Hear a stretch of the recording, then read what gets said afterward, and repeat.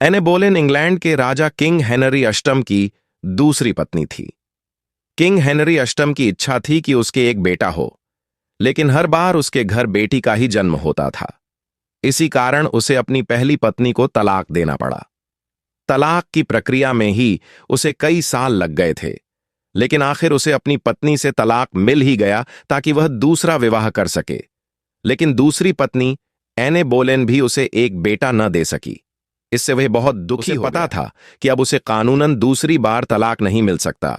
इस कारण उसने एने पर राजद्रोह का झूठा आरोप लगाया।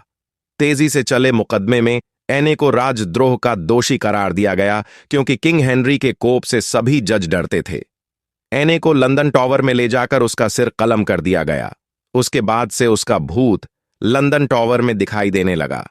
वह लोगों को अपने हाथ में अपना ही सिर लिए घूमती दिखाई देती थी।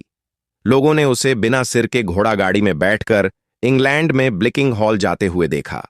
वहीं वह जन्मी थी और अपना बचपन भी उसने वहीं बिताया था। अक्सर एने का भूत मौत की सजा दिए गए दिन की बरसी पर ही दिखाई देता था।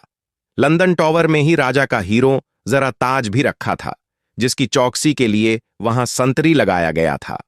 हालांकि टॉवर में कड़ी सुरक्षा थी, फिर भी एक दिन उस संतरी को आधी रात को वहां एक औरत घूमती हुई दिखाई दी। संतरी औरत का साया देखकर घबरा गया।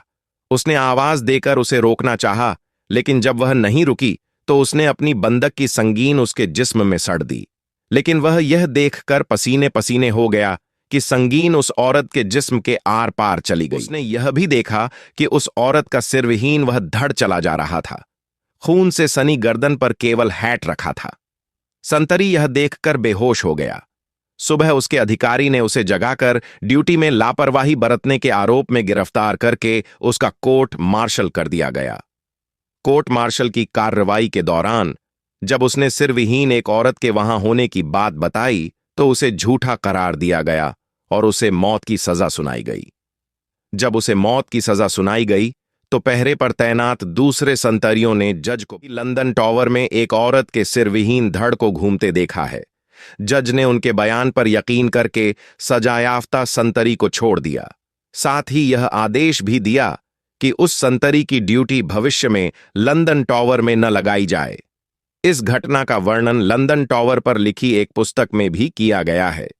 लंदन टॉवर में आज भी वह ताज रखा है।